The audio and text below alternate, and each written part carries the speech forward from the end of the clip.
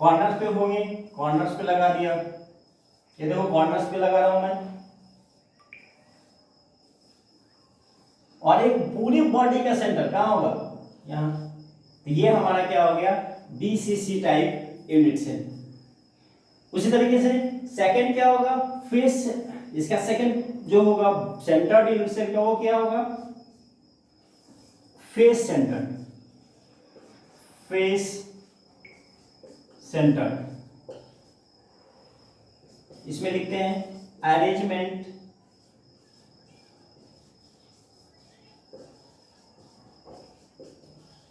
of particles at corner as well as at centers of faces।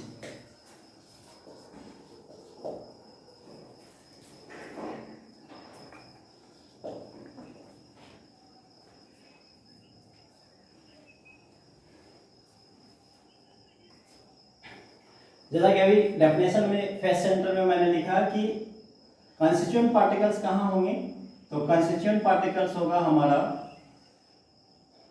Corners पे और centre of the faces पे।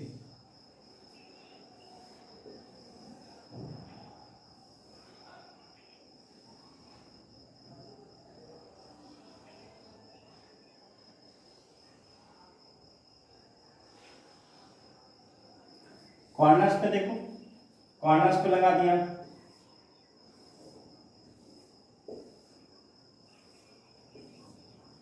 अब faces कितने हैं, ये हमारा फेस है इसके सेंटर में, ये फेस है इसके सेंटर में, ये फेस है इसके सेंटर में, इसका फेस ए सेंटर, एक फेस मेरे तरफ, एक मेरे से कि मेरे अपोजिट साइड में। इसको हम कैसे दिखाएंगे, मेरे तरफ बाहर की तरफ, मान लो इसको ऐसे दिखा दिया, अंदर वाले को ऐसे दिखा दिया, ठीक है। तो इस तरीके का अगर अरेंजमेंट है यूनिट सेल का, तो उसको हम लोग बोलेंगे एफसीसी टाइप यूनिट सेल, मतलब फेस सेंटर्ड यूनिट सेल बोलेंगे, ठीक है। ये क्या हो गया हमारा एफसीसी। थर्ड क्या था बच्चों, तो थर्ड था इसका हमारा end centred, end centred unit cell. इसमें क्या होगा, अरेंजमेंट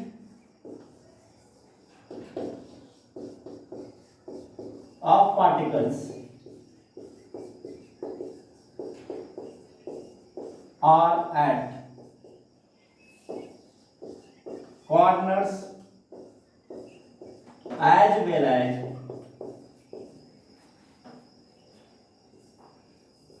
any two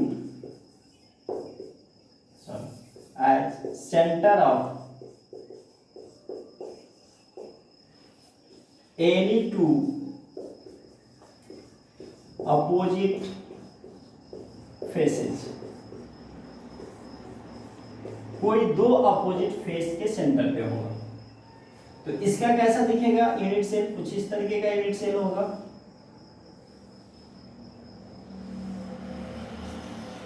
ध्यान से देखो,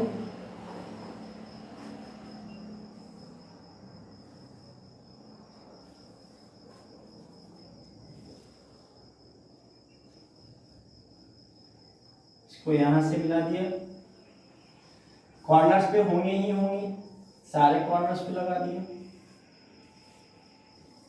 और टू अपोजिट फेस, मान लो एक मैं लेता हूं, तो इसके सेंटर पे, तो इसके अपोजिट कौन हो जाएंगे, ए इसके सेंटर पे। अगर ऐसा यूनिट सेल रिपीट हो रहा है किसी क्रिस्टल लैटिस में, तो कैसा क्रिस्टल लैटिस देगा, end centred type crystalline sorry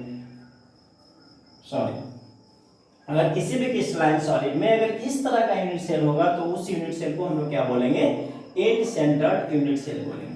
clear है। अब नेक्स्ट टॉपिक है contributions by the different parts, contributions by the different parts of the unit cell during the formation of crystal lattice। बच्चों ध्यान से, अब इसमें इस कॉर्नर वाले में कॉर्नर पे एक बॉल रखा गया है। सब लेट अस सपोज कि किसी कमरे के कॉर्नर पे एक बॉल रखा गया है। तो जब बॉल रखा जाएगा तो उसका आधा वाला पार्ट इस वाले अंदर वाले और आधा ऊपर वाले कमरे में चला जाएगा, ठीक है। तो टोटल 2 पार्ट में तो डिस्ट्रीब्यूट हो गया। अब इसको समझने के लिए कितना कंट्रीब्यूट करेगा इस यूनिट सेल में, इसका कितना कंट्रीब्यूशन होगा उस स्फीयर्स का, ये देखने के लिए हम लोग क्या करेंगे, एक हाफ स्फीयर्स बना लो। ये हाफ स्फीयर्स मान लो यहां से यहां तक हो गया हमारा। अब हाफ स्फीयर्स में ये एक पॉइंट है, ये पॉइंट है मान लो। अब ये क्या है, इसको 4 पार्ट में काट करो, एक पार्ट इधर, एक पार्ट इधर, एक नीचे और, ठीक है। तो आधा पार्ट जो है उसको हम यहां से पॉइंट खींचे, इधर एक लाइन खींचे, इधर खींचे, ऊपर खींचे, नीचे खींचे, तो आधा पार्ट 4 पार्ट में बट गया। तो उसके आधा चार्ज जो होगा वो भी 4 में बटेगा। तो टोटल कितना हो गया, 8 पार्ट में कंट्रीब्यूट हो गया। तो एक यूनिट सेल में कितना आएगा, 1/8 कंट्रीब्यूशन होगा। कितना होगा कंट्रीब्यूशन, 1/8 कंट्रीब्यूशन होगा। इसको समझने के लिए एक और भी काम कर सकते हैं हम लोग कि इस तरफ अगर इमेजिन करो, इस तरफ अगर हम यूनिट सेल बनाएं, इस तरफ यूनिट सेल बनाएंगे तो हम देखेंगे कि इस तरह के 8 पार्ट में डिस्ट्रीब्यूट हो जाएगा।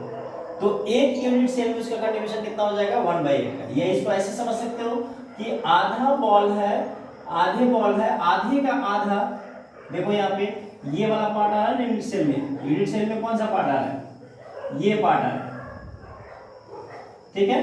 तो ये 1/8 पार्ट होगा। क्यों होगा, 4 नीचे और 4 ऊपर, बॉल को वहां रखा कॉर्नर पे, 4 नीचे वाले पार्ट में, 4 ऊपर वाले में, टोटल कितने पार्ट में डिस्ट्रीब्यूट हो गया, आप 8 पार्ट में। तो एक यूनिट सेल में इसका कंट्रीब्यूशन, कॉर्नर का कंट्रीब्यूशन, कॉर्नर पे जो स्फीयर्स है वो कितना कंट्रीब्यूट कर पाएगा, कॉर्नर पे में कंट्रीब्यूशन, यूनिट सेल में कॉर्नर पे रखे हुए पार्टिकल का कंट्रीब्यूशन 1/8 का होगा, ठीक है। ये 1/8, ये 1/8, ये 1/8, ये 1/8, ये 1/8, ये 1/8, ये 1/8 और ये 1/8, टोटल 1/8 into 8। तो कितने कंस्टिट्यूएंट पार्टिकल्स होंगे इस यूनिट सेल के लिए, कितने आएंगे किसी क्रिस्टल लैटिस में। यूनिट सेल जो कंस्टिट्यूएंट पार्टिकल्स कॉर्नर्स पे प्लेस्ड होंगे उनका कंट्रीब्यूशन पूरे क्रिस्टल लैटिस में कितना होगा, 1 का। पूरे क्रिस्टल लैटिस में कितना होगा, 1 का। तो कंट्रीब्यूशन बाय कॉर्नर क्या होगा, 8 into 1/8, कितना आ गया बच्चों, 1। तो कितने एटम्स टोटल हुए यूनिट सेल के अंदर, एक यूनिट सेल के अंदर एक ही स्फीयर्स है, एक ही पार्टिकल्स आ रहा है, एक ही कंस्टिट्यूएंट, वो एटम हो सकता है, मॉलिक्यूल्स हो सकता है, आयंस हो सकता है। अब हम जब बात करेंगे तो सिंपल प्रिमिटिव यूनिट सेल का बात ध्यान से समझो। सिंपल प्रिमिटिव यूनिट में हमने क्या पढ़ा कि अरेंजमेंट सिर्फ कहां होगा, कॉर्नर पे होगा। तो सिंपल प्रिमिटिव यूनिट सेल में पूरा एक ही कंस्टिट्यूएंट पार्टिकल होगा, क्योंकि कॉर्नर का कंट्रीब्यूशन 1/8 है और 8 कॉर्नर होते हैं। तो टोटली कितना कंट्रीब्यूट किया, 1 का कंट्रीब्यूशन दिया। लेकिन जब हम बीसीसी का बात करेंगे तो उसमें क्या होगा, contribution by, in case of BCC, in case of BCC, BCC के केस में देखो, बीसीसी के केस में कंट्रीब्यूशन जो होगा वो क्या होगा, तो कंट्रीब्यूशन बाय कॉर्नर पहले देखेंगे, कंट्रीब्यूशन बाय कॉर्नर कितना हो जाएगा, 1/8 into 8। इसके अलावा और क्या होता है, contribution by body, contribution by body centre, body के सेंटर में जो रखा हुआ उसके वजह से कितना हो जाएगा, पूरे यूनिट सेल में एक ही बॉडी सेंटर होगा, 1 into 1, इसका कंट्रीब्यूशन 1 का, इसका कंट्रीब्यूशन टोटल कितना आ गया, z इक्वल्स टू 2, इसको z बोल रहे हैं, ठीक है। z की वैल्यू किसके बराबर हो जाएगी, 2 के बराबर हो जाएगी। मतलब बीसीसी यूनिट सेल में नंबर ऑफ एटम्स कितना आएगा, एक तो बॉडी के अंदर पूरा एटम रहेगा और 8 कॉर्नर्स पे 1/8 का कंट्रीब्यूशन, एक बॉल मान लो, एक बॉल है या कंस्टिट्यूएंट पार्टिकल, तो 1/8 का कर रहा है। तो 8 कॉर्नर्स कितना कंट्रीब्यूट कर, टोटल 1 बॉल या 1 कंस्टिट्यूएंट पार्टिकल्स, और एक कंस्टिट्यूएंट पार्टिकल हमारा क्या होगा, जो बॉडी में होगा उसके लिए। तो टोटल कितना हो गया तुम्हारा, 2। अगर हम लोग एफसीसी का बात करें, इन केस ऑफ एफसीसी, यहां पे क्या होगा बच्चों, ध्यान से देखना, यहां पे क्या होगा,